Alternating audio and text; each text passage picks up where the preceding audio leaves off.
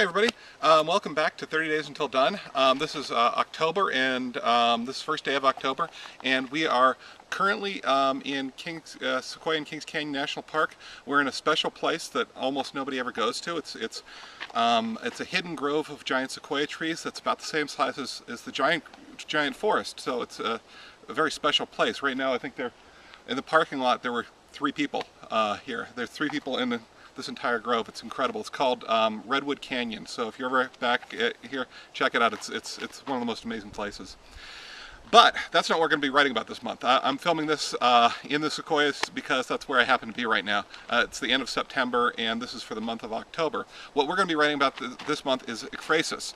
And ekphrasis is poetry about art. A lot of people think that ekphrasis is kind of a new, up-and-coming, hip, cool thing. It's as old as poetry is, right? Catullus has ekphrasis, right? Probably the most famous poem in the world is Ode on a Grecian Urn, at least in English, and that's ekphrasis, right? He's writing on a Grecian urn. And so that's what we're going to do this month, and we're going to talk about how to do it. And if you've never been to 30 Days Until Done before, what we do on 30 Days Until Done is we have a prompt every day, and this month it's going to be poetry.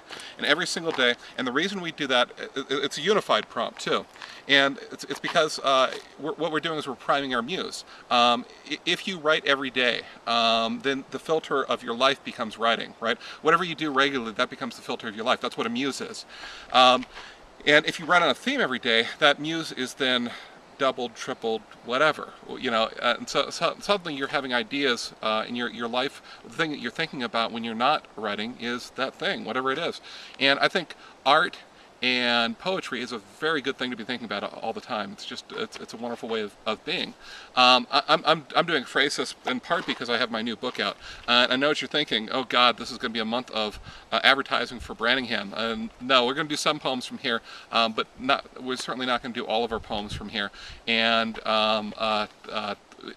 we're really trying to get through to this. Now, the point of ekphrasis is that art is truly a conversation. That's what it is, writing and art. If you've ever read Stephen King's On Writing, he talks about how he's doing time travel with his book, right? He's having a conversation in the future with you, and you're receiving that in the future. Now, ekphrasis, what ekphrasis is turning it truly into a conversation, the artistic process into a conversation. Now, your artist has said something, and you're going to say something back. And we're going to start today with a painting by Bruegel, and it's The Fall of Icarus. I will post a link to it down below. 2 of my favorite poets have written about this thing, William Carlos Williams and W.H. Auden, and I'm going to put their poems or links to their poems down below. And they've given us conversations about this painting, right? Now, what we're going to do on the first day is we're going to respond to it. How do you respond to it? Well, when Bruegel did something, he was saying something, and when Auden said something, he was saying something. And when William Carlos Williams said, he was saying something else entirely different. All of them were conversations out of their experience, out of their time, and we forget how different we view things. Or Bruegel is somebody, have you read that Umberto Eco essay about the Middle Ages? He's saying, it's a fascinating essay, and if you've ever studied the Middle Ages, you knew that already. But he's discussing how in the Middle Ages, when you saw things, it wasn't just you saw things, everything is metaphor. Right? And this is a metaphorical conversation that God is having with you. So if you saw 3 trees coming down, or three birds flying past you, that you knew it was time to do your banking or something. I don't know, but they saw it in terms of metaphor. Now, Bruegel's very close to that age, and he's saying something. And if you look at his painting, look very closely at his painting, his colors aren't real colors. They're not supposed to be. They're metaphorical colors. There's a vibrancy there. There's things going on in that painting. He's trying to say something about his world. And part of what he's saying is that Icarus isn't important. Right?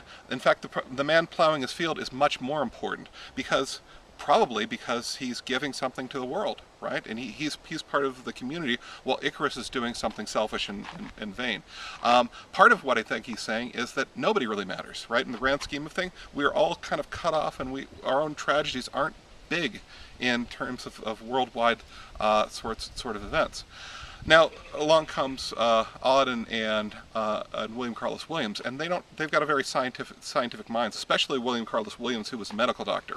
He had a scientific mind, and he was living in his time, and he did something incredibly spare with what he was doing and what he was saying. And of course he has this perspective, but a medical perspective about how insignificant humanity is, and he gives us that. Now, I don't think you have to talk about insignificance, right? I don't think you have to agree with them. I don't think you have to disagree with them. Anything. What you want to do with your poem is comment on the painting. You don't need to. Don't feel that you're going to need to have the painting in front of you, right? It's out there in the world. We have the internet. It's great. I don't have a single picture except for the cover in this, and they're completely unnecessary. Ode on a Grecian Urn. Nobody was going to see the Grecian Urn unless they traveled to London, and Keats was writing for humanity, right? It really doesn't matter. You don't need the picture in front of you. Just start writing about whatever it is you want to write about. Look through the painting. Try to see what the details are, though. The things that jump out at you at first. That should be significant. I love the Plowman and Ode to a Grecian Urn, or Bruegel's painting. Okay, so when you're done with this, post it down below, and we'll try to do some commentary on it. Throughout this month, I'm going to give you different techniques. There's not really any technique today, except for just a comment on the painting. If you don't feel like writing a poem, like line break poem, like say you're a prose writer, write just a paragraph, right? And I'll tell you a secret. That's going to be a poem. That's called a prose poem, right? And it's really no more complicated than that. All right. So when you're done, post down below, and I will see you tomorrow on 30 Days Until Done.